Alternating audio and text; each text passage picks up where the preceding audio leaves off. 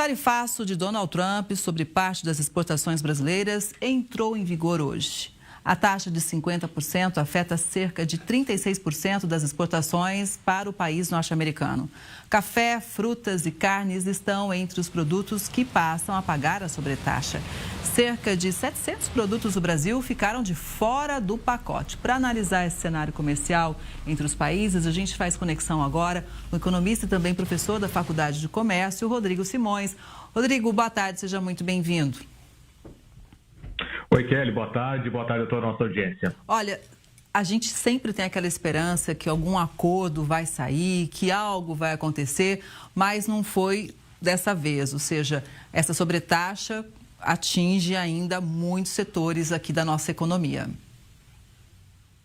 Realmente, não foi dessa vez e a gente pode ver, né, entender, nossa audiência pode entender, Kelly, que essa política de tarifas do presidente Donald Trump, ela realmente veio para poder ficar. O que acontece? Isso já era um desejo dele lá no primeiro mandato, lá na construção da política econômica e dos planos que ele tinha para os Estados Unidos, já estava no primeiro mandato e agora ele conseguiu construir um time, né, de economia, de analistas de economia, que querem implantar esse tipo, né, de relação comercial com o resto do mundo. Só que o que acontece? Imagina, o Brasil não conseguiu avançar muito em questões de reduções. Teve ali a questão das exceções dos quase 700 produtos, mas veja só, o Brasil vai pagar os 10 e em muitos produtos vai pagar mais 40, podendo chegar ali até 50% de tarifa. Mas no caso, quando a gente vê a China já está pagando entre 30% e 39%. Então, assim, imagina se a China, com todo o poder que ela tem de negociação, de tamanho de economia, também acabou negociando, não ficou naquela casa dos 120%, 125%, 200% daquela briga que tinha através dos jornais, mas acabou ficando uma taxa entre 30% e 39%. Realmente é ruim, é uma relação comercial que tarifa entre comércio, é um regresso, tá? Você regride em relação ao avanço, tá? Das relações comerciais globais, porque tarifa prejudica. Você, como país, e nos Estados Unidos, em relação ao resto do mundo, você tem que ter trocas comerciais saudáveis, onde um país exporta para o outro o que ele tem de excedente, o que ele tem de melhor, a um preço competitivo e vice-versa, viu, Kelly? Pois é, mas nessa equação, então, não é só o Brasil que sai perdendo, ou seja, tem impacto também lá nos Estados Unidos? Tem muito impacto, tá? Não é só o Brasil. Estados Unidos já começa a ter um aumento de preço, tá, dos produtos nas prateleiras de supermercado. Teve recentemente, semana passada, teve a super quarta, né, que foi aquela decisão de juros aqui no Brasil e nos Estados Unidos, que calha de ser no mesmo dia. E ali o secretário do Fed, né, o presidente do Fed, o que ele disse? Olha, nós vamos manter os juros, porque a inflação aqui para o cidadão americano já está vindo com aumento num curto período de tempo, justamente por causa dessas tarifas. O governo americano, ele aplica essas tarifas para produtos vindo de fora, ou seja, se a gente exporta para os Estados Unidos, ele cobra um imposto nosso, esse imposto entra no caixa do governo, só que esse dinheiro quem paga é o cidadão americano, que vai pagar o custo dessas tarifas. E se ele está pagando o custo dessas tarifas, os produtores vão aumentar os preços, porque esse dinheiro que está entrando, o que o Donald Trump ele quer fazer? Ele quer colocar dentro do caixa do governo. Dívida quase que impagável, 36 trilhões de dólares. Esse ano, a estimativa só de juros, 952 bilhões de dólares, os Estados Unidos vai pagar só de juros da dívida, é quase 40% do PIB do Brasil só de juros. E o enfraquecimento da indústria nacional americana, que, de certa forma, eles usufruíram, né, de mandar a indústria americana para fora. Alguns americanos enriqueceram, mas a maior parte dos americanos empobreceram com a indústria indo embora, Kelly. Pois é, mas por aqui muitos produtores, muitos setores estão quebrando a cabeça para ver como que conseguem ou uma solução ou então buscar novos parceiros comerciais. Em relação à carne, outros mercados se tornam cada vez mais importantes para o Brasil, como a China e o Oriente Médio. A Argentina também aumentou a quantidade de carne importada aqui do Brasil. Então, de Buenos Aires, quem tem mais informações para a gente é a Denise Odorici. Oi, Denise. Olá, Kelly, boa tarde. A Argentina aumentou a importação de carne nos primeiros meses de 2025. E o Brasil é um dos países que aproveitam essa abertura de mercado por aqui. De janeiro a junho, o Brasil vendeu cerca de 6.200 toneladas de carne para a Argentina. Para a gente ter ideia, no mesmo período do ano passado, foram apenas 144 toneladas. Foi um recorde desde 97, quando começaram os registros. Eu conversei com empresários do setor pecuário aqui da Argentina e eles dizem que um dos principais motivos é que produzir carne por aqui ficou muito mais caro por causa das mudanças pelas quais a Argentina vem passando na economia. E também porque as exportações argentinas de carne cresceram, ou seja, tem menos carne disponível no mercado interno. Isso teve um impacto muito grande nos preços da carne por aqui. A carne está mais de 50% mais cara no último ano. Quando a gente compara com o preço geral, a inflação está em quase 40%. Então, a carne está acima, né? Teve um aumento maior do que os outros produtos alimentícios. Agora, importante a gente dizer que a carne que vem do Brasil ainda é uma quantidade muito pequena perto do consumo nacional dos argentinos. E ela é utilizada principalmente por frigoríficos para a confecção de produtos secundários, como hambúrguer e salsichas. Dessa maneira, eles conseguem baratear um pouco os preços para o consumidor. É com você. Obrigada, Denise. E olha, a pressa para exportar a maior quantidade de produtos antes que o tarifaço começasse para valer fez o Porto de Santos, no litoral paulista, registrar a maior movimentação de cargas da história do mês de julho. Pela primeira vez, o complexo portuário ultrapassou a marca de 17 milhões de toneladas em um único mês. O crescimento foi impulsionado pela corrida das exportações após o anúncio dos Estados Unidos da tarifa de 50% sobre produtos brasileiros.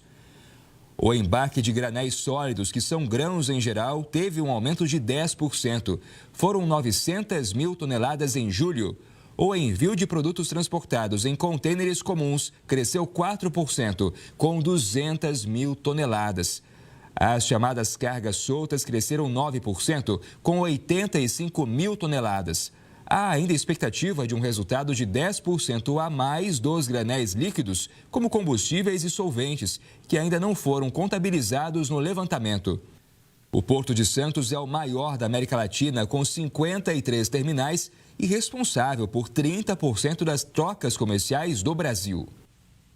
Pois é, foi uma correria, né, Rodrigo? Então, veja como realmente houve toda essa movimentação por parte do setor que exporta do Brasil e é muito importante também te lembrar sobre essa busca de novos mercados. Porém, ela não acontece de uma hora para outra. Em relação à carne até, Rodrigo, existe uma justificativa de que o mercado americano ele é bem menor em relação ao mercado chinês para exportação, em relação à carne bovina e também no mundo, o estoque é o menor dos últimos 20 anos. Então, talvez daí, em relação à carne, a gente pode ver um horizonte que se resolva de uma forma mais rápida do que em relação a outros, né? Qual que é a sua avaliação?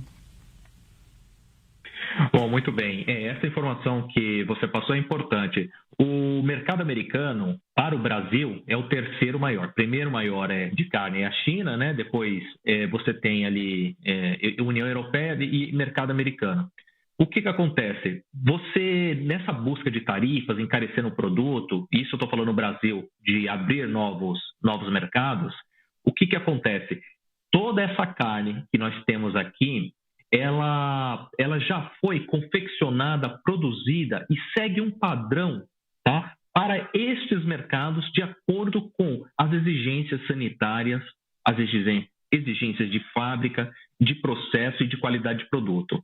É difícil você, num curto espaço de tempo, redirecionar, tá, toda essa produção e também você conseguir colocar outros padrões de qualidade e fechar novos contratos.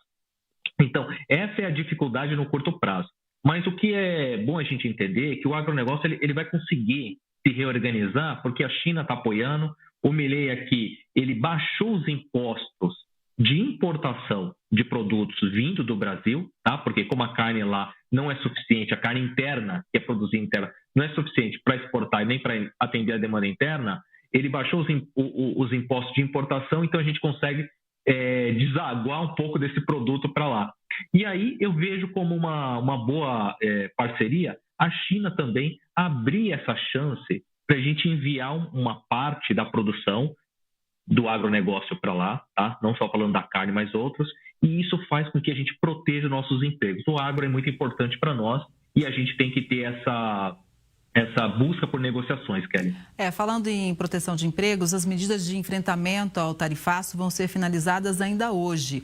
O ministro da Fazenda, Fernando Haddad, disse que a pasta deve encaminhar para aprovação do Planalto as medidas de proteção aos setores afetados pelo tarifaço imposto pelo presidente dos Estados Unidos, Donald Trump. Esses setores, inclusive, já estão calculando os prejuízos. Alguns até conseguem redirecionar a produção para outros países ou mesmo aqui para o mercado interno, mas claro, tem uma demanda, como a gente falou, que leva tempo, é necessário muito planejamento e alguns produtos perecíveis, obviamente, sofrem mais. De qualquer forma, é muito importante o governo fazer o que tem feito, ou seja, ouvir os setores atingidos para criar estratégias específicas. Rodrigo. Exato. O governo federal, e até mesmo através da fala do ministro Fernando Haddad, o que ele hoje está preparando uma carta analisando CNPJ a CNPJ, tá? Começando pelos pequenos, pelos micro empreendedores, pequenas empresas que exportam, que esse sim tem mais dificuldade de redirecionar os produtos. Essas cargas soltas, né, que a gente viu ali na reportagem anterior, isso é referente às pequenas empresas, as micro e pequenas empresas que também exportam para fora. Uma grande empresa, ela tem ali todo o seu departamento jurídico, comercial, aduaneiro, de tarifa, de alfândega, para poder buscar novos contratos e até mesmo relações com bancos e outros países. Agora, o pequeno não. O pequeno é a prioridade hoje do governo, tá? O presidente Lula já deu esse direcionamento. O ministro Fernando Haddad, junto com o Ministério do Desenvolvimento da Indústria e Comércio Exterior, também está nesta linha para poder buscar fontes de financiamento para poder facilitar, tá? E gerar uma compensação de perda de receita. Como isso funciona? As pequenas empresas exportam, se cair o faturamento, o governo vai dar desconto no imposto, praticamente na mesma proporção, e eu vejo isso uma excelente ideia. Começa pelo pequeno e vai ampliando, Kelly. E a gente vai seguir de olho. E já que a gente comentou sobre a China, tem mais informação chegando, porque realmente a China voltou a defender o Brasil contra as novas tarifas impostas pelos Estados Unidos. O país asiático disse que apoia o Brasil em resistência à intimidação tarifária e na proteção dos direitos. Vale lembrar que a China é o maior parceiro comercial aqui do Brasil. Obviamente, é uma declaração importante, principalmente para o setor exportador, a China que vem ampliando a relação comercial com o nosso país. Agora, quando a gente olha para o lado de cá, também sempre é bom continuar pulverizando os nossos mercados, porque senão a gente fica sempre na mão de alguns gigantes. Exato, essa sua fala me lembrou aquele ditado, né? Não coloque todos os ovos numa cesta só, Kelly. Então, assim, bem colocado. É um momento que o Brasil agora precisa realmente fazer uma lição de casa, não ser dependente de apenas 1, 2 ou 3 países. É hora do Brasil também, diante desse mundo novo, é o início de um novo cenário econômico que vai se desenvolver, de uma nova reorganização econômica que o mundo começou a passar. A gente tem um movimento hoje entre os países, principalmente pós-Covid e pós-guerra da Ucrânia, em que mexeu muito com as cadeias de produção. Quem produzia parou de produzir, quem produzia perdeu ou fechou a sua empresa, algumas empresas acabaram engolindo outras pequenas empresas menores, e aí você começou a formar ali monopólios, oligopólios, enfim, de toda espécie. Isso encareceu muito os produtos para quem compra de fora. O que os países, diante desse cenário de 2020 para cá, começaram a fazer? Se proteger um pouco mais. Todo mundo olhando um pouco para o seu lado, se tornando um pouco mais protecionista. Vence essa guerra quem tem boa relação no comércio e quem tem uma indústria interna preparada para produzir. E é hora do governo brasileiro, junto com os empresários do agronegócio, se preparar para poder atender a demanda interna e também não perder competitividade fora, Kelly. Bom, Rodrigo, vamos seguir acompanhando, viu? Quem sabe desse momento difícil, delicado, a gente tire boas lições para se reorganizar melhor para o presente, mas também pensando no futuro. Muito obrigada, uma boa tarde para você e até a próxima. Eu que agradeço, Kelly, é sempre um prazer estar aqui com você e com toda a nossa audiência. Obrigado.